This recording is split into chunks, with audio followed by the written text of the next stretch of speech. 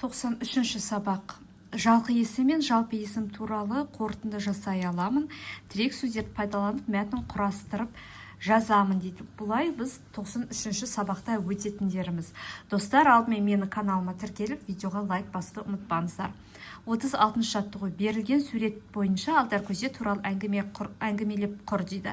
Мінекей мына жерде бізде алдар көсені білеміз, бұл біздің ауыз екі әдебиеттегі өзінің қулығымен байларды алдап, кедейлерге көмектесіп жүрген алдар көсені біз барлығымыз танимыз. Мына бірінші сурет, екінші сурет, үшінші, төртінші сурет. Енді қараңыздар, осыға қарап әңгіме құрастыратын болса, бірінші суретке қарап, алдар көсе жол жүріп, қатты шаршап ұйықтап қалады. Ұйықтар алдында есегін қойын жанындағы ағашқа байлап қояды. Солай ұйқысына тұрса, оның есегі мен қойын ұрылап кеткенін көреді. Алдар көсе оларды базардан іздеп жүргенде ұрыны кездестіреді. Алдар көсе ұрыға, мінекей, үшінші сурет. Алдар көсе ұрыға құдықтың ішінде көп алтын бар деп сол құдыққа түсіреді. Ұры құдыққа түсіп шыға алмай ел жұртқа масқара болады.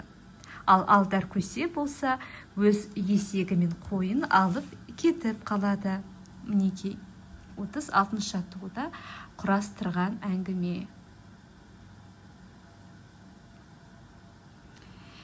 Сұрақ қойып тұр, алдар көсе өзінің заттарын ұрыдан қалай қайтарып алды? Алдар көсе өзінің заттарын ұрыдан ұрыны алдап құдыққа түсіріп, солай қайтарып алды. Алдар көсе сөзінің жалқы есім екенін дәлелдеді дейді. Мінекей мына сұрақтарға жауап беріп жатырмыз. Алдар көсенің жалқы есім екенін біз қалай дәлелдейміз? Ол өйткені адамның аты. Мына адамның аты бас әріппен жазылады, сондықтан алдар көсе бас әріппен жазылғандықтан ол бізде жалқы есім болып табылады. 37-ші жаттығу. Берілген тірек сөздермен алдар көсені сипаттап жаз.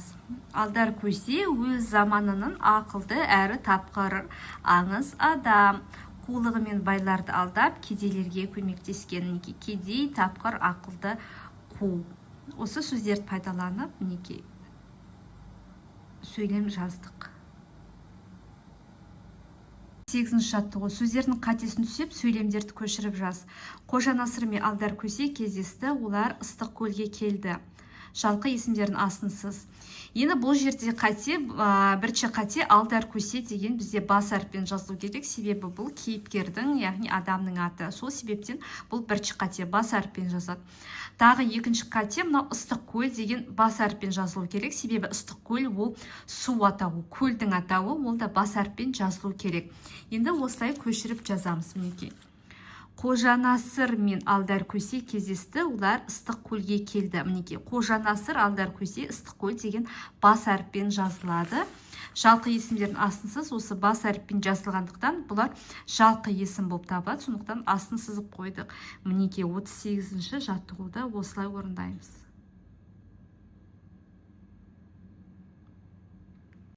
39-ші жаттығу. Сызбаға қарап, жалпы есім мен жалқы есім туралы өзің қорытынды жаса. Жалпы есім батыр, тұлпар. Жалқы есім қобланды, алпамыс, ертарғын, тайбурыл, байшыбар, құлагер. Енді қорытынды жасайтын болсақ, бізде жалпы есім кіші әріппен жазылады. Бұл белгілі, мысалы батыр деген ол ержүректі, батылдық, сондай қасиетке ие зат емес, бірақ сондай бір сөз болады. Енді бұл адамға қатысты ғой, әйтсе де бұл адамның атауы емес, сондай бір қасиеттердің атауы да. Сол себепті оны кіші әріппен жазып отырмыз. Ал тұлпар дегеніміз ол біздің аттар, ол жануардың аты, сол себепті ол кіші әріппен жазылады. Енді қараңыздар, жалқы есім мына қобланды, алпамыс, ертарған, ол мына батырдың аты, сол себепті адамның аты болғандықтан бас әріппен жазылып тұр.